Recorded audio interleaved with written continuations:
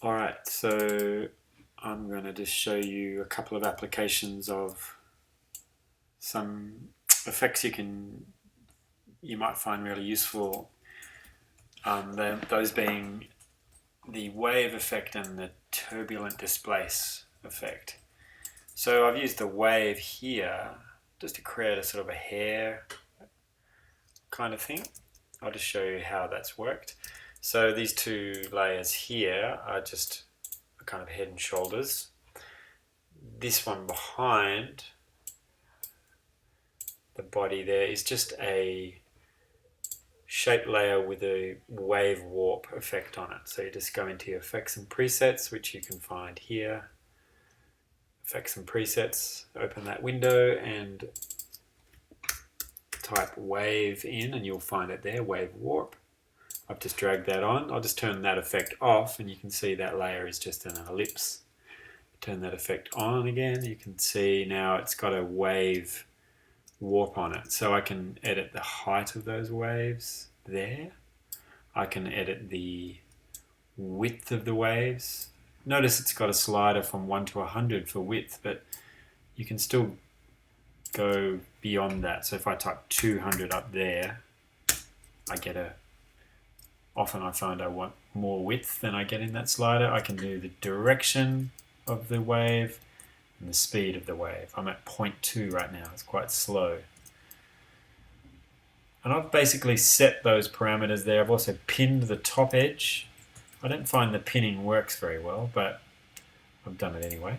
So I've pinned the top edge of my shape layer. Then I pretty much just copied and pasted that effect onto these other shape layers. Let me just show them one at a time. There's that one in front of the head. Again, it's just got a wave warp on that shape there. Then I've got this layer here, a series of little sort of teardrop shapes. That's what they look like without the wave warp on them, just with a round top and a long. You might experiment with a different type of shape. When I put the wave warp on it, it does a bit like that. I wish I could pin the top a little. I wish I had more control in pinning this edge. I haven't been very successful at that, but have a play with it. If I turn all those on, if you were animating something that involved fish swimming, like you're looking down on fish in water, that would be really effective for that. Alright, so I'll just turn all the layers on.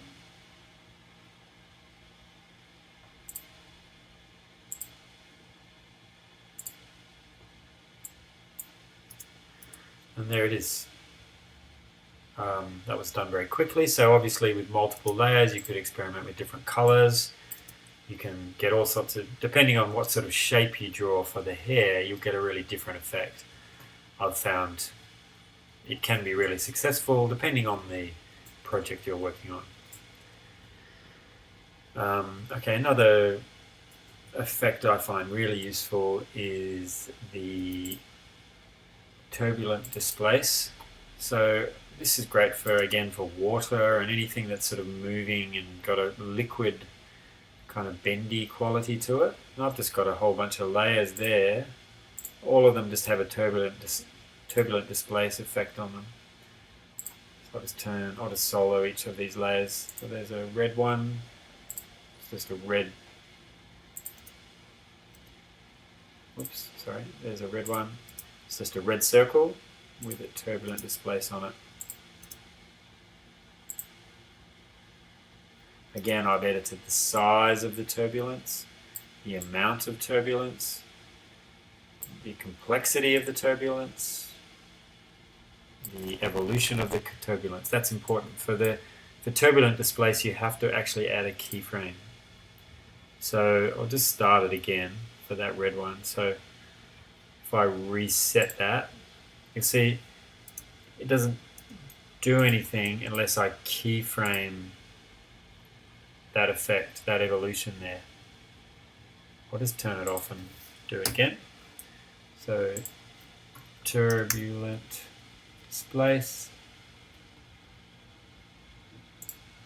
There it is. Drag it. I can drag it here to the effects window. I can drag it onto the layer in my composition, or I can drag it to the layer in my timeline. Doesn't matter. But see, it doesn't do anything now unless, even though the turbulence is applied, still without animation. To add animation to a turbulent displace, I have to keyframe the evolution. So keyframe that, hit the U key to open up keyframes.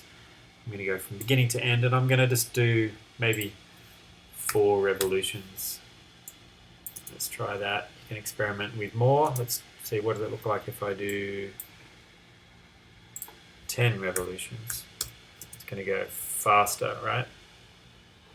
I just want to keep it kind of slow and like watery, so I'm going to go like that. That's pretty much what I've done to all of those layers there. The one on the top has got, I really upped the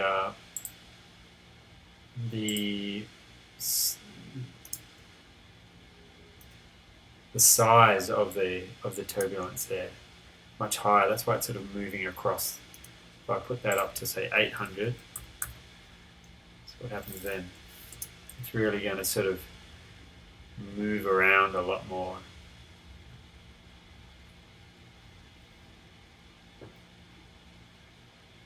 Okay, so that's the wave warp effect and turbulent displace.